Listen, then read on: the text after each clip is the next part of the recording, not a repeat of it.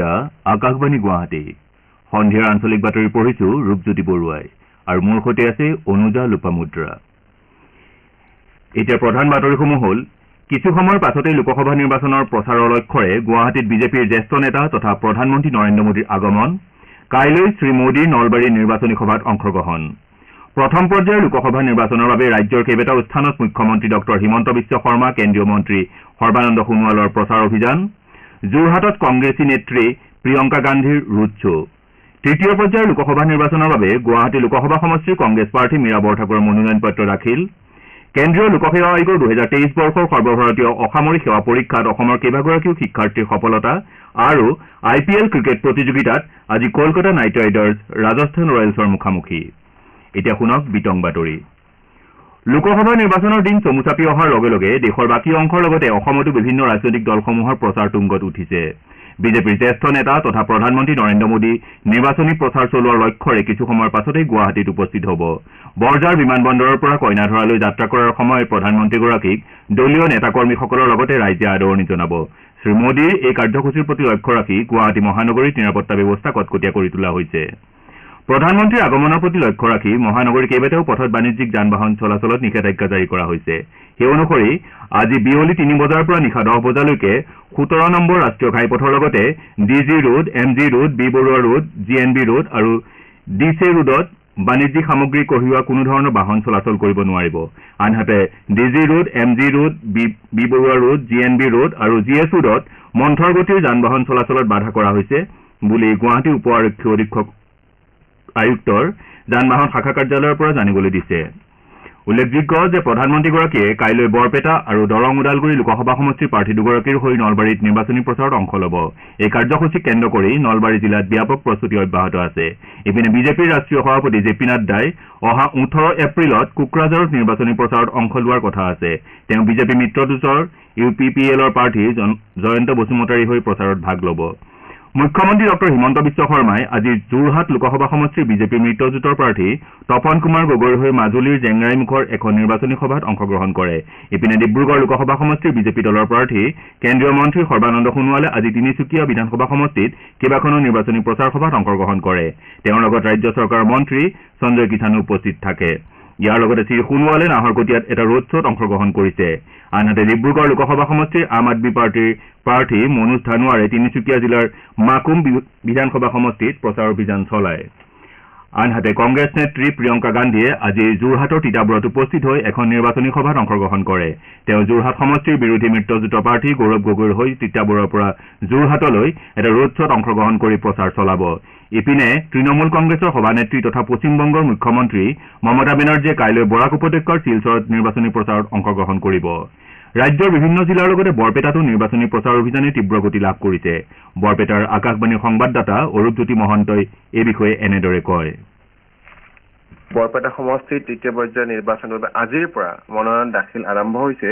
আজি প্ৰথমখন মনোনয়ন দাখিল কৰে নিৰ্দলীয় প্ৰাৰ্থী দুলু আহমেদে। তেওঁ বৰপেটাৰ জিলাৰ নিৰ্বাচনী বিষয়া তথা জিলা আয়ুক্তৰ ওচৰৰ অফিচত জিলা আয়ুক্তৰ হাতত তেওঁলোক মনোনয়ন পত্ৰ দাখিল কৰে। কাইলৈ কংগ্ৰেছৰ নিৰ্বাচনী প্ৰাৰ্থী দীপ বায়নে প্ৰাৰ্থীৰ মনোনয়ন দাখিলৰ সম্ভাৱনা আছে আৰু 18 এপ্ৰিলত বিজেপি বা সমৰ্থিত আৰু অগপ অসম গণ পৰিষদৰ প্ৰাৰ্থী ফণীভূষণ চৌধুৰীয়ে মনোনয়ন দাখিল কৰিব। এই মনোনয়ন দাখিল কৰা অনুষ্ঠানৰ কাৰ্যসূচীত মুখ্যমন্ত্ৰী ডক্টৰ হিমন্ত বিশ্ব শৰ্মাৰ উপৰি অসম গণ পৰিষদৰ নেতৃবৃন্দ উপস্থিত থাকিব। 19 এপ্ৰিলত অৰ্থাৎ মনোনয়ন দাখিলৰ শেষৰ দিনা CPMৰ মনোনয়ন তালুকদাৰে মনোনয়ন দাখিল কৰিব। ইয়াৰ উপৰি বৰপেটা লোকসভা সমষ্টিত মুঠ 7 গৰাকী প্ৰাৰ্থীয়ে মনোনয়ন পত্ৰ সংগ্ৰহ কৰিছে। আজিৰ পৰা প্ৰথম পৰ্যায়ৰ যি নিৰ্বাচন অনুষ্ঠিত হ'ব অসমত অহা 19 এপ্ৰিলত, তাৰ বাবে বৰপেটা জিলাত পোষ্টেল বেলটত ভোটদান আৰম্ভ হৈছে। গুৱাহাটী লোকসভা সমষ্টিৰ ভাৰতীয় জাতীয় কংগ্ৰেছ দলৰ মনোনীত তথা বিৰোধী ঐক্যমঞ্চৰ সমৰ্থিত প্ৰাৰ্থী মীৰা বৰঠাকুৰে আজি তৃতীয় পৰ্যায়ৰ লোকসভা নিৰ্বাচনৰ বাবে কামৰূপ মহানগৰ জিলা আয়ুক্ত কাৰ্যালয়ত মনোনয়ন পত্ৰ দাখিল কৰে। মনোনয়ন পত্ৰ দাখিল কৰাৰ সময়ত প্ৰাৰ্থীগৰাকীৰ সৈতে কংগ্ৰেছ নেত্ৰী অলকা লাম্বা, কংগ্ৰেছৰ বিধায়ক ৰেকিবুদ্দিন আহমেদ, সাংসদ অজিত কুমাৰ ভূঞা আদি উপস্থিত থাকে। আনহাতে তৃতীয় পৰ্যায়ৰ নিৰ্বাচনৰ বাবে আজি কোকৰাঝাৰ জিলাত 3 গৰাকী প্ৰাৰ্থীয়ে মনোনয়ন পত্ৰ দাখিল কৰিছে। উল্লেখযোগ্য যে অহা 19 এপ্ৰিলত ৰাজ্যৰ 5টা সমষ্টিত হ'বলগীয়া লোকসভা নিৰ্বাচনৰ প্ৰথম পৰ্যায়ৰ বাবে প্ৰাৰ্থীসকলৰ প্ৰচাৰ অভিযানৰ কাইলৈ সামৰণি পৰিব। সেই অনুসাৰে কাজিৰঙা, শোণিতপুৰ, লখিমপুৰ, ডিব্ৰুগড় আৰু যোৰহাট নিৰ্বাচনী জিলাত বিভিন্ন দলৰ প্ৰাৰ্থীসকলৰ হৈ তাৰকা প্ৰচাৰকসকলে কাইলৈৰ ভিতৰত তেওঁলোকৰ প্ৰচাৰ অভিযান সমাপন কৰিব। ৰাজ্যখনৰ প্ৰথম পৰ্যায়ৰ 5টা সমষ্টিত হ'বলগীয়া লোকসভা নিৰ্বাচনলৈ মাত্ৰ 2টা দিন বাকী থকা অৱস্থাত নিৰ্বাচন হ'বলগীয়া জিলাসমূহৰ প্ৰশাসনে কঠোৰ ব্যৱস্থা গ্ৰহণ কৰিছে। নিৰ্বাচনী আচৰণ বিধি উলংঘাৰ ঘটনা ৰোধ কৰাৰ উপৰি এই নিৰ্বাচন নিয়াৰিকৈ পৰিচালনাৰ বাবে প্ৰতিখন জিলা প্ৰশাসনে যাৱতীয় ব্যৱস্থা গ্ৰহণ কৰিছে। 19 এপ্ৰিলত নিৰ্বাচন হ'বলগীয়া কাজিৰঙা, শোণিতপুৰ, লখিমপুৰ, ডিব্ৰুগড় আৰু যোৰহাট সমষ্টিৰ অন্তৰ্ভুক্ত জিলাকেইখনত নিৰ্বাচনী পৰিপ্ৰেক্ষিতত 17 এপ্ৰিলৰ বিয়লি 5 বজাৰ পৰা ভোটদানৰ দিনা বিয়লি 5 বজা পৰ্যন্ত সুৰা নিষিদ্ধ ঘোষণা কৰা হৈছে। এই সময়ছোৱাত সুৰাজাতীয় সামগ্ৰী বিক্ৰী কৰা পাইকাৰী আৰু খুচুৰা বিপণী তথা দেশীয় সুৰা দোকানসমূহ বন্ধ থাকিব। এই আদেশ উলংঘনকাৰীৰ বিৰুদ্ধে অসম আবকাৰী আইনৰ নিৰ্দিষ্ট ধাৰাৰ অধীনত বিধিগত ব্যৱস্থা গ্ৰহণ কৰা হ'ব। ইপিনে ভোটগ্ৰহণ সুকলমে অনুষ্ঠিত কৰাৰ লক্ষ্যৰে শোণিতপুৰ জিলাত নিৰ্বাচনী বিষয়াসকলৰ প্ৰশিক্ষণ কাৰ্যসূচী অনুষ্ঠিত হয়। তেজপুৰ উচ্চতৰ মাধ্যমিক চৰকাৰী বিদ্যালয় আৰু তেজপুৰ মহাবিদ্যালয়ত আয়োজিত এই কাৰ্যসূচীত 5,000ৰো অধিক নিৰ্বাচনী বিষয়া কৰ্মচাৰীক তেওঁলোকৰ ভূমিকা আৰু দায়িত্ব সম্পৰ্কে প্ৰশিক্ষণ দিয়া হয়।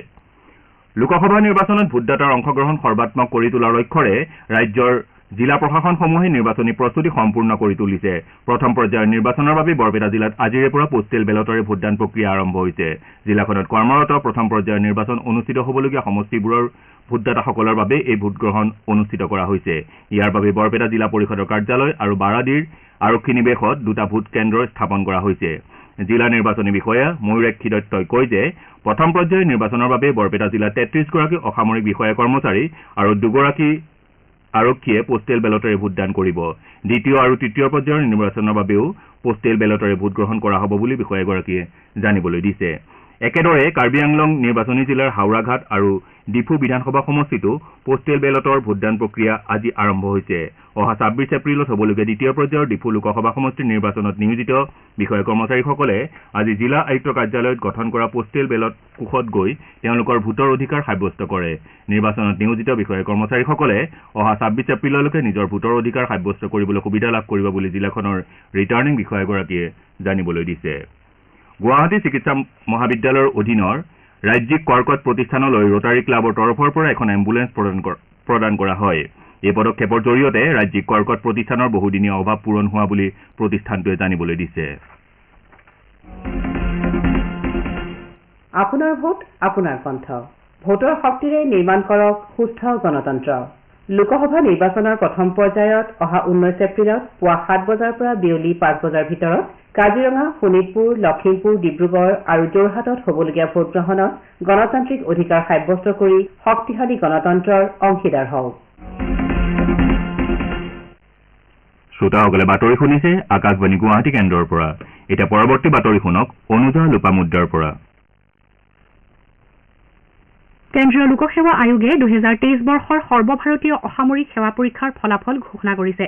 ৰাজ্যৰ কেইবাগৰাকীও যুৱক যুৱতীয়ে এই তালিকাত স্থান লাভ কৰিছে।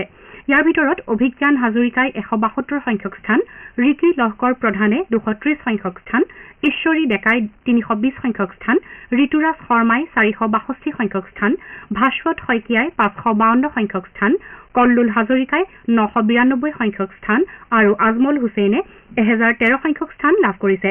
অসমৰ পৰা স্থান প্ৰাপকৰ সংখ্যা বৃদ্ধি পোৱাৰো সম্ভাৱনা আছে। প্ৰকাশিত তালিকা অনুসৰি সৰ্বভাৰতীয় পৰ্যায়ত লক্ষ্ণৌৰ আদিত্য শ্ৰীবাস্তৱে প্ৰথম স্থান অধিকাৰ কৰাৰ বিপৰীতে অনিমেশ প্ৰধানে দ্বিতীয় আৰু দনুৰু অনন্যা ৰেড্ডীয়ে তৃতীয় স্থান লাভ কৰিছে। আজি ঘোষিত ফলাফল অনুসৰি 552 সংখ্যক স্থান প্ৰাপ্ত নগাঁৱৰ ভাস্বত শইকীয়াই আকাশবাণীৰ সংবাদদাতাৰ আগত এইদৰে প্ৰকাশ কৰে।